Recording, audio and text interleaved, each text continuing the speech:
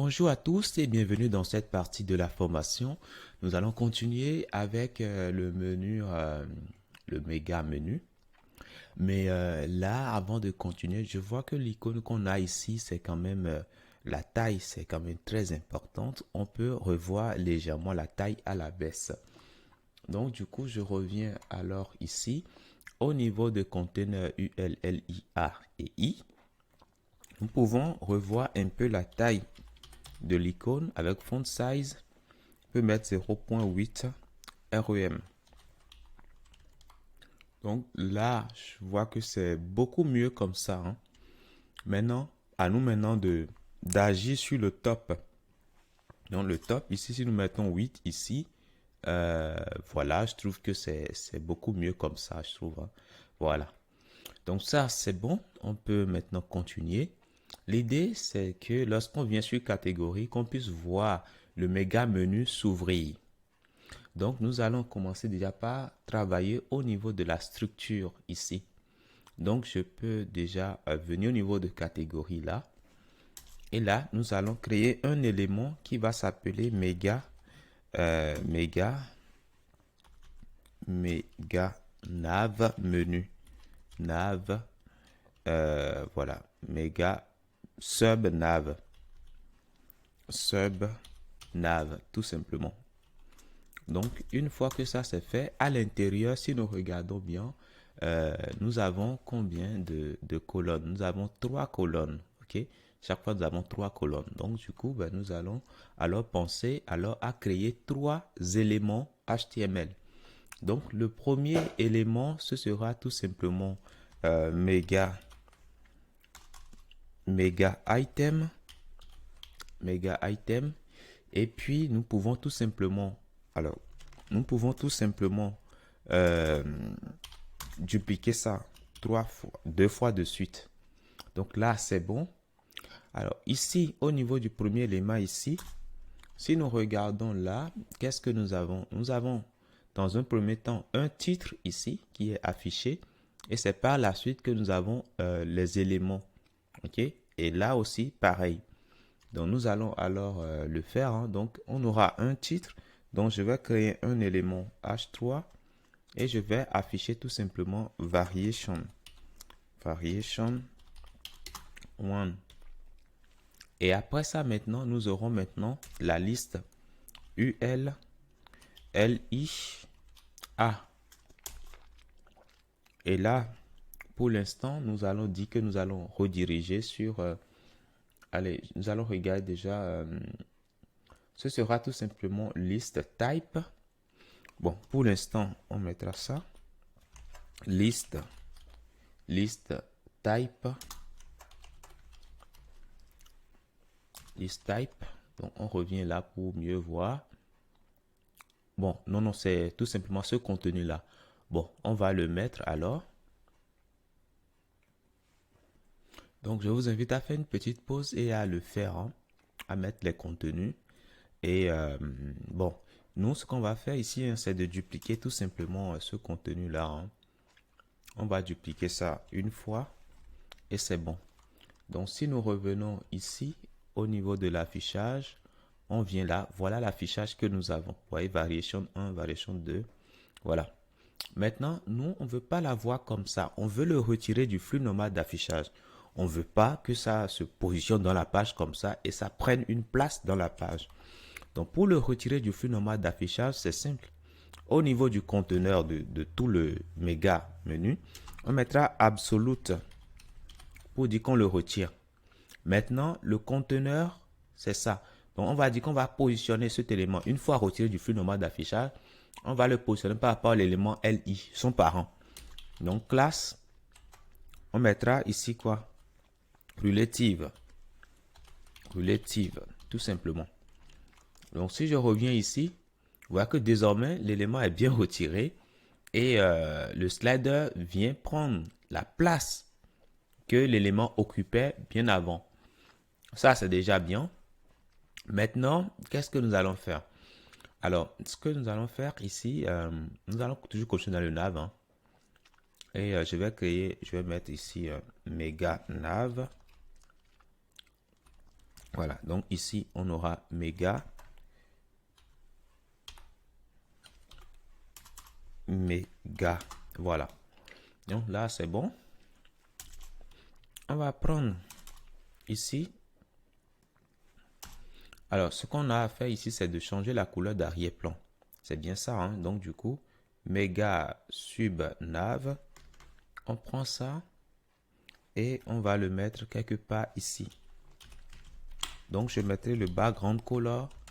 Je mettrai tout simplement var. Comme ça.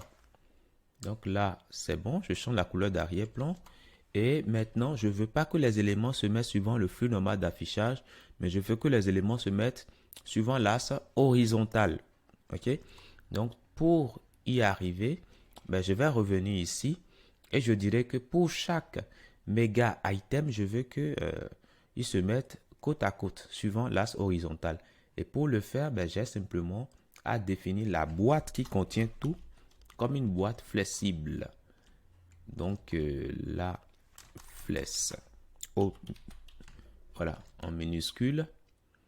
Et là, qu'est-ce qui se passe? J'actualise ici. Voilà, vous voyez que je vois que désormais, les deux sont désormais côte à côte. Donc là, c'est bien. Donc si j'ai peut-être un troisième élément, vous allez voir également que j'aurai le troisième élément qui viendra se mettre à côté. Donc là, c'est bon. Maintenant, nous allons toujours continuer. Alors, ce que nous allons faire maintenant, c'est d'agir sur la largeur de ces éléments-là. On ne va pas laisser les éléments prendre la largeur par défaut. Donc, je reviens là et je prends ceci et nous allons récupérer l'item que nous avons à l'intérieur, min width 250 pixels. Là, c'est mieux comme ça. Ok. Alors, l'idéal, c'est de créer un peu de l'ombre autour. Donc, au niveau du conteneur, on mettra ici boss. Là, on aura de l'ombre autour. Donc là, c'est déjà pas mal comme ça. Maintenant, nous allons maintenant agir sur le titre et tout ça. Mais avant d'aller à cela, je vais vous montrer que ici, nous avons des traits qui séparent chaque colonne. C'est bien ça, hein? Et ça, nous pouvons le faire hein, au niveau de notre nav ici. On peut mettre ici border left, plutôt right, 1 pixel solide, et puis gray. Donc var main color gray. Voilà, tout simplement. Alors, en faisant ça, si nous revenons ici, là, nous avons bien les traits, donc c'est déjà pas mal. L'idée, c'est que ça soit très fine. Là, c'est déjà bien. Pour le dernier élément, on n'a pas besoin ici de traits, de bordure. On n'a pas besoin de ça. Donc, on peut cibler ça. Hein. On peut cibler le dernier élément avec NF child. On va prendre l'élément, le troisième. Et on va dire qu'on ne veut pas de bordure. Donc, border none. Tout simplement. Et là, le dernier, on voit que ça n'a pas de bordure. Donc, ça, c'est bon. Maintenant, le titre que nous avons un titre qui est dans un élément H3. Donc, nous allons agir sur ce titre-là. Donc, je prends ça et je récupère ici l'élément H3. Alors, qu'est-ce que je fais pour ce H3-là? Bah, je vais tout simplement définir un padding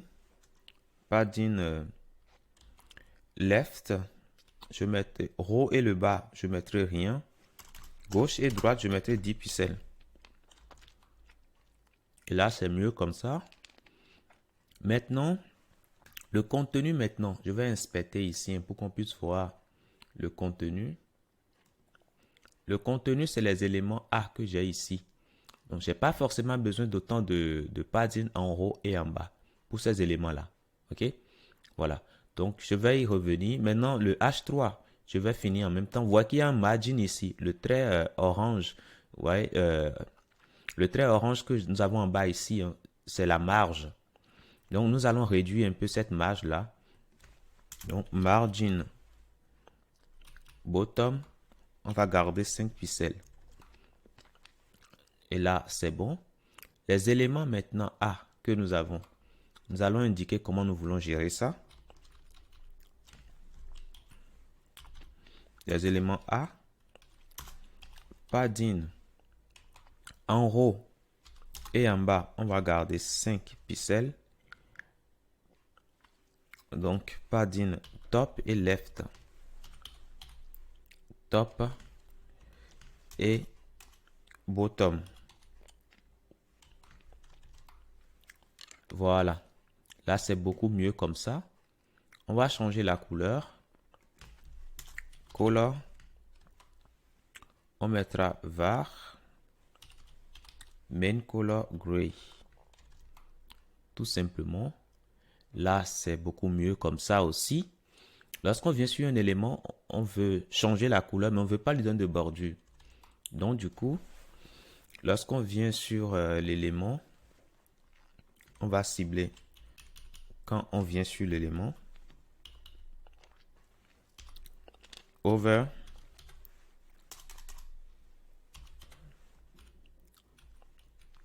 Border. None. None. Donc voilà, on n'a pas de bordure quand on vient sur l'élément. Ça, c'est bien. On a la couleur qui change. Mais quand on vient sur l'élément, vous voyez qu'il y a un changement. Ok, il y a un changement. Donc oui, c'est parce qu'on a supprimé les bordures. Parce que avant il y avait des bordures, mais quand on vient, on supprime les bordures. Donc on ne va pas supprimer les bordures, mais plutôt on va les rendre invisibles, tout simplement. Donc border top.